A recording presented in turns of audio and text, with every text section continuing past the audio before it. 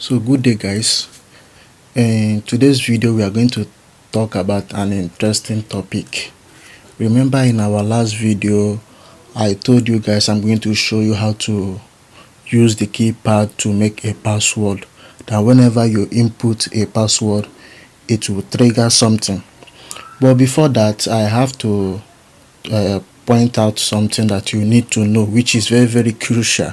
It's very important in this programming, because if I didn't show you or if I didn't teach you about the thing, whenever we are mentioning the thing in our future videos you might not understand it. So I need to point it out now. So what are the things that I'm talking about? If you listen to my last video, you will hear me saying array. So now we want to talk about what is an array. So if you look at the screen now, I lay out some certain codes in order to explain what is an array. So what is an array? An array is a group of elements stored in a memory. I know it might be hard for you to understand, but let me break it down.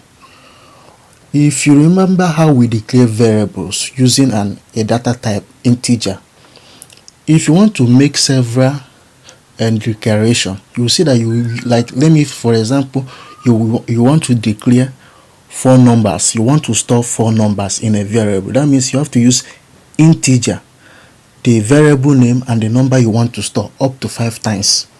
So but now array has made it so easy for us to combine those value that we want to store and store it in a form of groups. So whenever you want to access each one, you go to the array and access it. So let me show you what I mean here. Look at the screen here. This is an array, okay, and this array starts with an index number. That's why you see me input this thing, okay. It starts with an index number. Like you can see, this is the first element, this is the second element, third element, and the fourth element. That means we have 4 elements. So we have two different way of declaring this this array. First of all, you put the data type. Either you want to store the integer data type or the float or character, any type of data type you want to store in array. You first of all declare the data type, then give the array a name, okay. Then inside this box, this square box, you can define how many elements we have. This is where we store the element. If you look at it, you see these curly braces. These curly braces, look at this opening and closing curly braces, shows that this element there, they are in groups. Instead of using integer to initialize this thing one by one, like integer, for example, integer a equals to 3, integer b equals to 4, integer c equals to 5. We group those values that we want to store inside one group. That is what we are doing here. If you look at it, you will see that we use a comma to separate each value that we are storing. So this element, in array, it is called an element. So those elements are the values that you store, those group of values that you store. That is what we call an element, okay. So that is why we call it an array of something, group of something, okay. So array makes it easier for us to store the information. Okay, now remember in variables that whenever we want to access the value that we store, we call it by the name. And if you look at this array, it is using only one name. They use a single name to store those group of values, these 4 elements, which is the value. They use one name. So how can we access?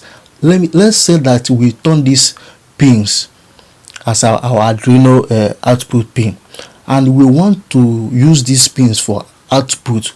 How do we access it? Since they are making use of one name, that is where this index number comes in.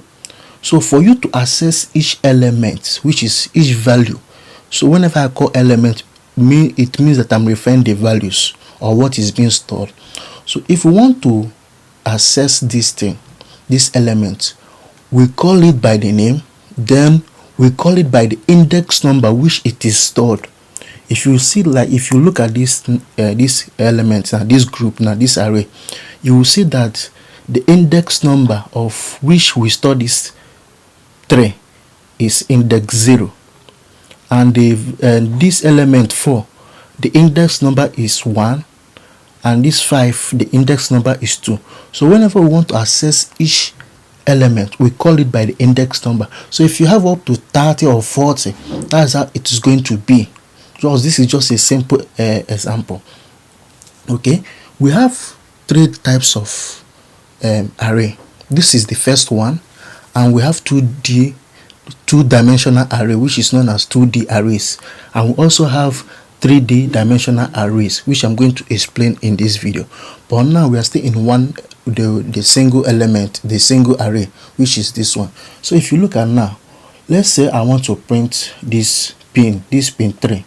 Okay, so what I will do, this is how to initialize it. We have initialized it integer.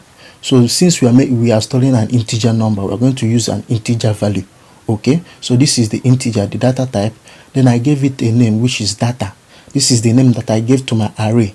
Then I can define the amount of element if I wish to. I can say that I have 4 elements here. That means I can put 4 inside this box to tell the compiler that what I have inside this element, inside this array, is 4 elements.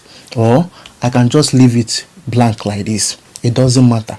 Okay, so let's go to our voice setup. But before that, I need to comment this thing, because this is for the 3D array that I want to teach you how to make use of. So I'm going to comment it now. I will still come back to it. Okay, I will still come back to it. So first of all, after initializing it as a global, you come to this voice setup. Then we put our serial.begin, because we want to print it in our serial monitor, which in Pro Tools software it is virtual terminal. Okay, so we want to print it on a serial monitor. Then we declare the baud rate just like usual. Then we come to void loop. This is it. So what I'm going to do, I'm going to uncomment this thing to show you how to access each element. Okay, so once I come to void loop, I say serial.println. This is the data. I call the data. This is the data, the name. Okay, this is the name. Then I will remove this. This is not necessary. Okay, so the reason why I remove it is I was using it to teach the 2D and 3D. So but now we are talking about the 1 element array. So this is data type. I use serial.println. Then I call the data name. This is the data name. Then the element that I want to access, let's say I want to print pin. I want to print this number 5. So the element number of this pin 5 is 2. Okay, that means I have to put in 2 here. Oh, okay, since we have 3 here, let's say that we want to print 6. So this is 6. We want to print 6, and the element of 6 is the element number of 6 is 3. So what you do is just put 3 here. So what the compiler will do is that once it wants to print it on the serial monitor, it will call the data name and the element number. So this is the element number. Okay, note that this is different from this one now that we are trying to do here. When you initialize the array, anything that you put here is just showing the compiler the numbers of elements you have. Okay, so if you have 10 elements, you can tell the compiler that you have 10 elements by describing it here. So putting the number here is just that you are describing the amount of elements you have. Okay, so here we want to print pin 6 by putting the element number, which is index number 3. So once we put index number 3, it will print the pin 6. That is how we access the element that we store in this group. So let's go ahead and try it. Okay, let me first of all compile it. I'll first of all save and compile. Okay, then we'll go to our Pro Tools software to see it in action. So it's done compiling, so I have to copy the hex file. So this is the hex file. Let me copy it, the hex file, and go to our Pro Tools simulator. So I've copied the hex file, then I'll go to my Pro Tools simulator. Okay, then I have to burn the code. So let me burn the code. Alright, highlight, delete, and paste the code. Okay, so let's simulate it and see what it does. So let's wait. Okay, if you look at the screen, it's printing 6. So it's printing the number that we access. That the value of 6 is printing it out because we use the index number to print it out on the serial monitor. Okay, so I will stop this this simulation now. Let's go over to other types of array that we have. Okay, like I told you, I said we have 3 types of array. We have the normal array, and we have the 2-dimensional array and 3-dimensional array. So let me comment. This is the one that we just executed now, so I will comment it out so that we'll talk about other ones. So this is the 2-dimensional array. Let me remove the double comment that I just made here. Okay, this is 2-dimensional array. So what do we mean by 2-dimensional array? Here we describe the column and the row, just like we did in our keypad, where we map out what we want to print on the LCD. So that the method we use in that keypad is 2D dimensional array. Okay, you can see it. This is the row, this is the column. So I'm trying to tell the array that we have three rows, which is here. You can see where I specify it using the index row number. Okay, and this is the column, which I also specify by using index column number. Okay, so we have 4 columns and 3 rows, which is 0 to 3. If you count it with normal number, it will be 4, which is 1 2 3 4.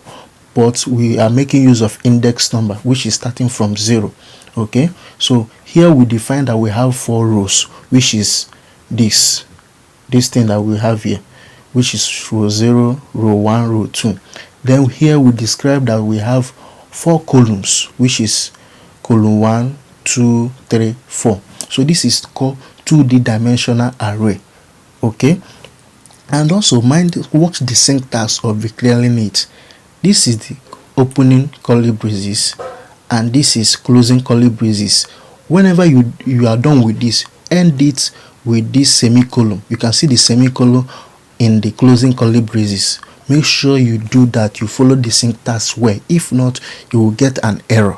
Okay, so if you after doing these things, so how do we assess? The question now is, how do we assess the value in this 2D dimensional array?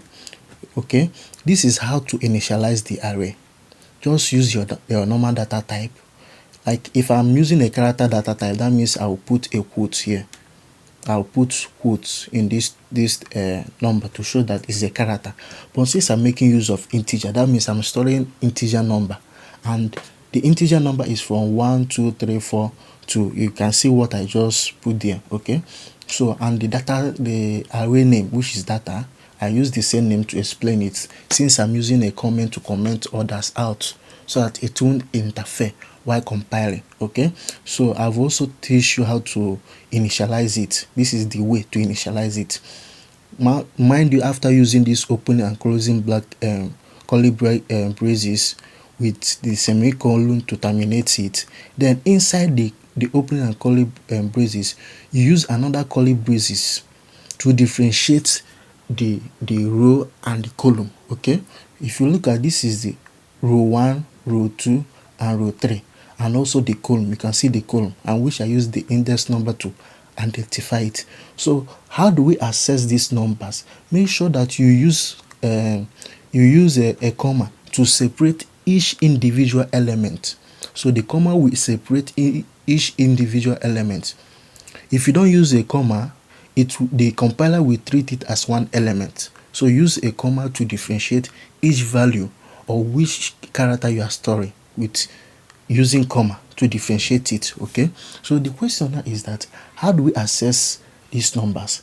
Let me say that I want to access this number 5, the element number 5. I want to access element number 5, which is in the second row and in the first column. Okay, I want to access this element, and we know we have plenty of this number. How do I do that? Let me show you how to do that. So first of all, just like normal, the way we just define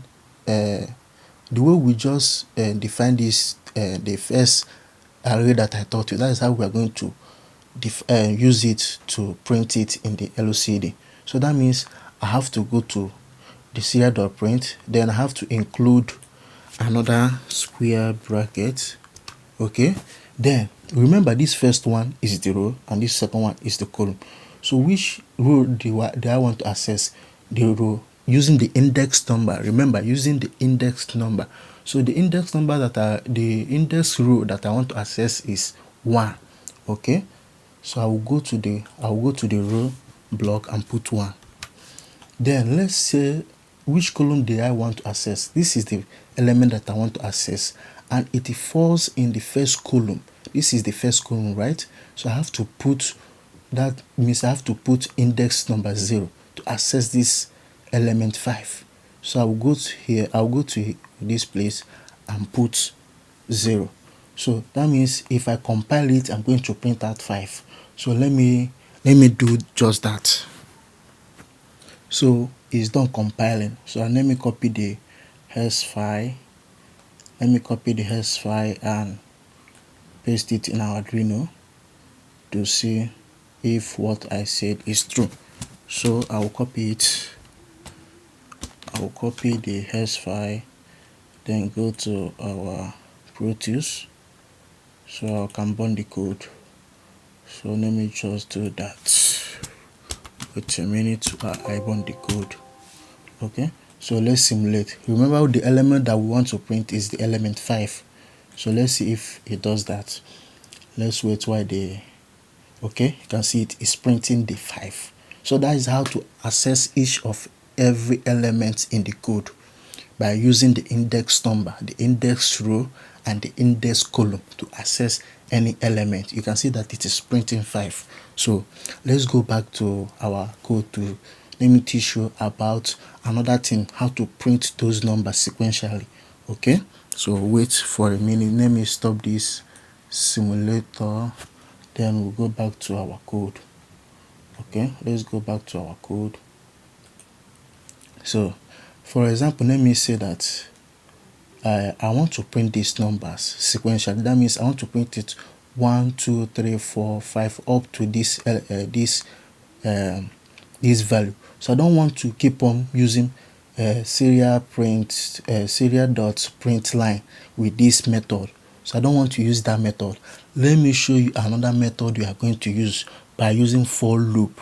By using that for loop, you can be able to go through this element one by one. It will print this element from 1 to 55. Okay, so let me go through it. I will comment these ones out.